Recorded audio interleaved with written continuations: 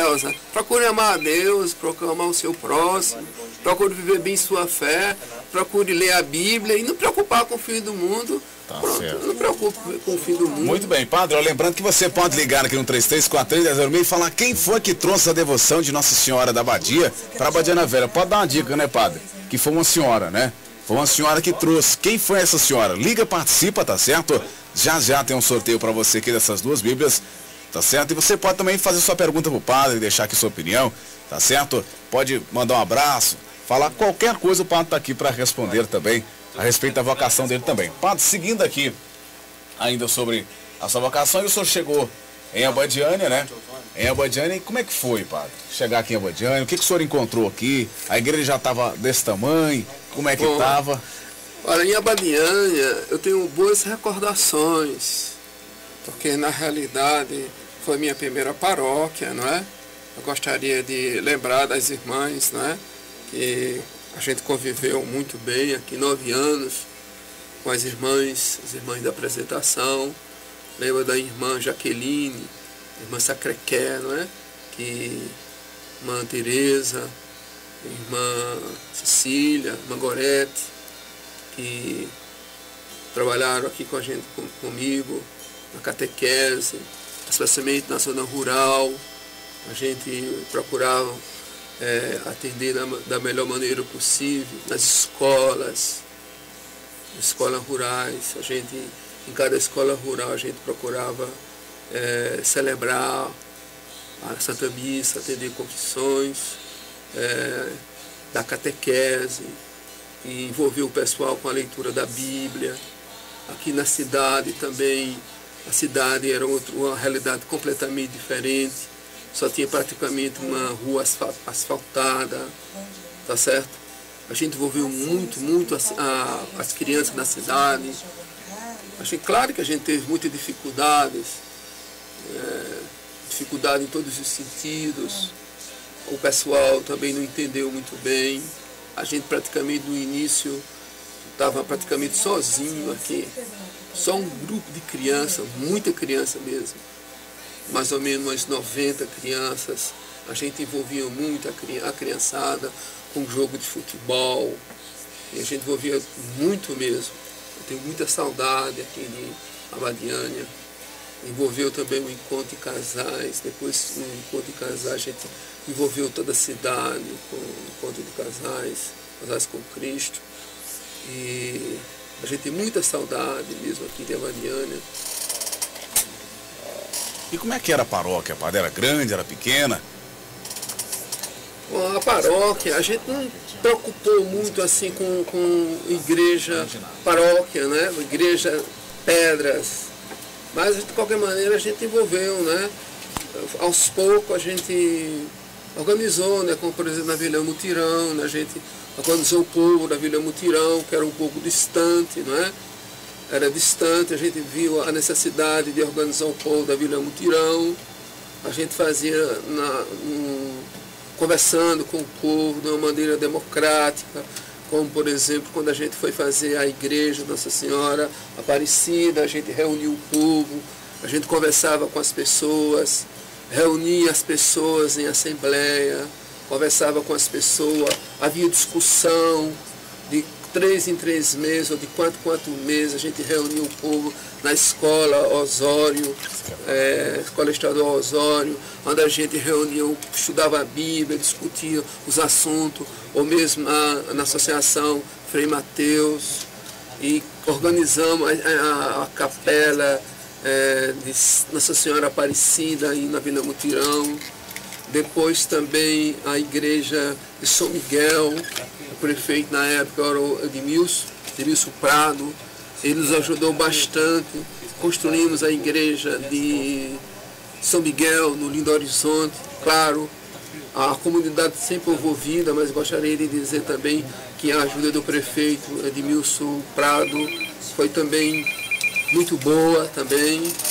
Depois também a paróquia, a nova paróquia, a gente achou que a igreja paroquial antiga estava pequena, então a gente envolveu o povo. Foi o senhor que começou essa paróquia? Sim, a gente no começou, caso, essa igreja maior. Houve uma ajuda também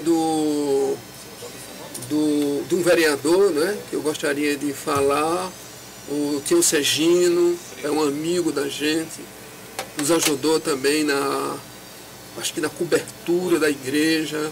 Quer dizer, havia uma participação daquelas pessoas que estavam conosco, né? Nós deixamos a igreja, já antes de celebrar, antes de sair, a gente já tinha celebrado a igreja. Deixamos mais ou menos, já quase celebrando. Aí o padre, nosso amigo o padre Zé Henrique, que concluiu, né? Ele foi também um guerreiro na construção da nossa igreja. Também teve a questão também lá do Barreiro da Boa Vista, né? E outras comunidades que a gente deixou já, como por exemplo as duas capelas de Popozal de Cima e Popozal de Baixo, também São Jerônimos. Mas o importante foi a igreja, o povo, né? Que ficou muito bem organizado. Isso que nos deixou assim muito contente, que o povo, a Bíblia ficou no coração do povo. E mais do que a Bíblia, Deus ficou no coração da maioria do povo. Isso que nos interessou. Pode falar a resposta. Tá certo. Então, olha, é bem interessante, padre, aí o padre Giovanni comentando isso. Então, muitas dessas construções começaram naquela época. E a dificuldade era maior ainda, né, padre? Financeira era bem maior naquela época. Maior, que os meninos, os coroinhas, diziam assim, bom, aqui, padre, o senhor não deve ficar aqui muito. E ninguém queria ficar aqui porque, na realidade, não tinha asfalto. Uma realidade era completamente diferente. Praticamente não tinha nada em Abadiânia. Abadiânia hoje é uma capital. Perto daquela época? Perto daquela época não tinha praticamente nada. Nem casa tinha para o padre. Nem salário tinha, nem gasolina tinha. Uma vez eu me lembro que eu ia celebrar numa capela e não tinha gasolina. Aí eu disse, como é que eu vou fazer agora? Porque a gente procurava viver independentemente, porque você sabe como a questão política aqui em Abadiânia é muito complicada, né? Ainda é, padre. Muito complicada. E eu disse, meu Deus, como é que eu vou agora? O outro lugar que tinha gasolina era na prefeitura.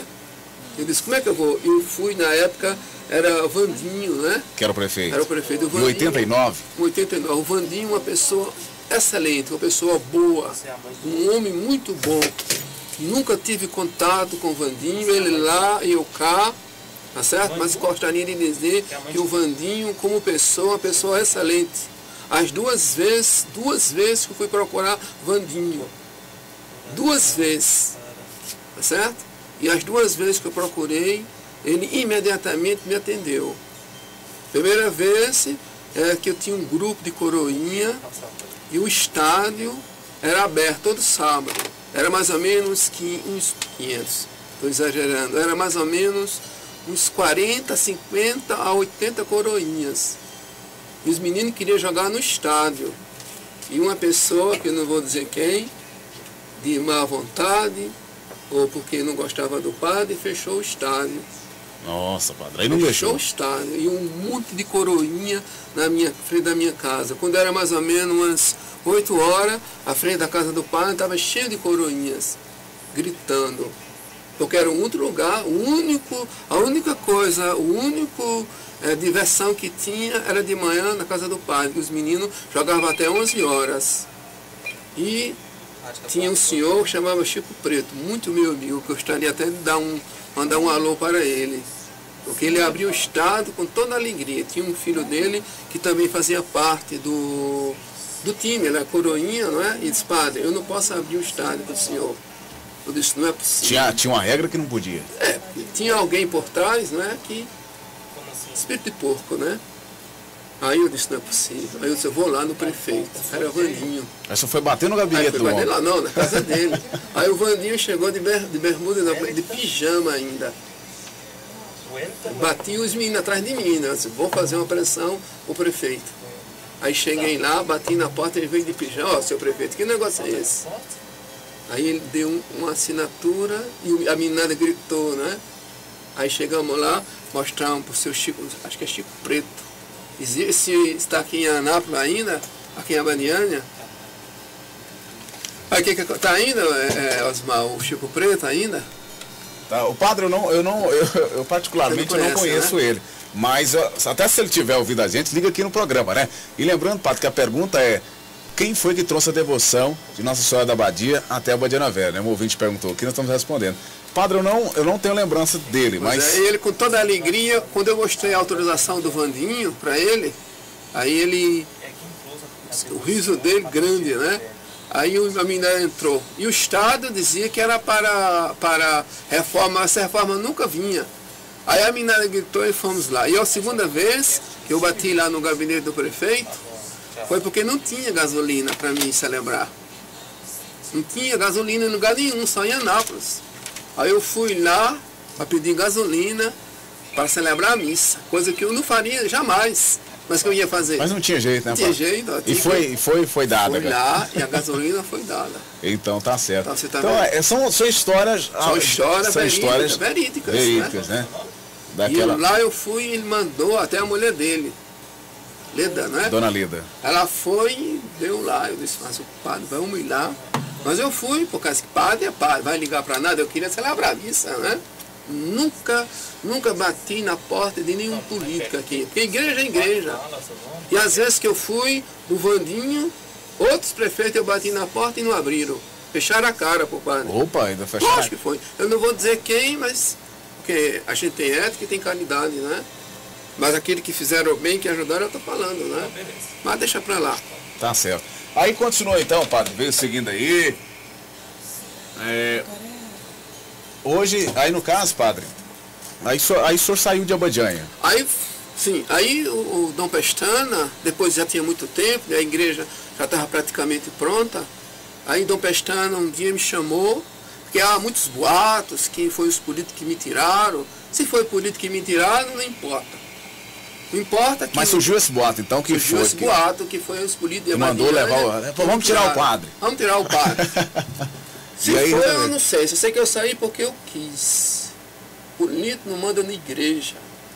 A igreja é independente do Estado. Se tiver influência do bispo, eu não sei. Só sei que eu saí porque eu quis. Tá certo? Agora, que eu sofri em Abadiânia, sofri. E que fui ameaçado, fui. Ameaçado de quê, pai? Fui ameaçado de morte. De morte aqui no município? De morte aqui em Abadiânia. E 2 vezes. Mas o que se devia a isso, padre? Não vou dizer, não é? Não, mas não era assim... Não vou dizer. Tá certo. Certo? Não vou dizer por causa Mas então você já foi ameaçado aqui fui dentro? Ameaçado 2 vezes de morte. Tá certo?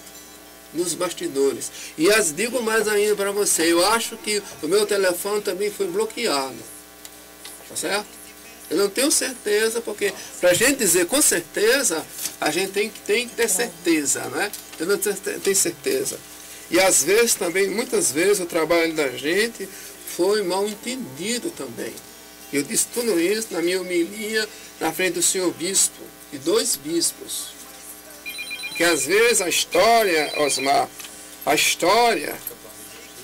muitas vezes a história só vê o lado positivo, não vê as coisas negativas. Mas a história do padre é a história de Cristo também, certo? Porque Jesus, para poder nos salvar, ele passou pela cruz, certo?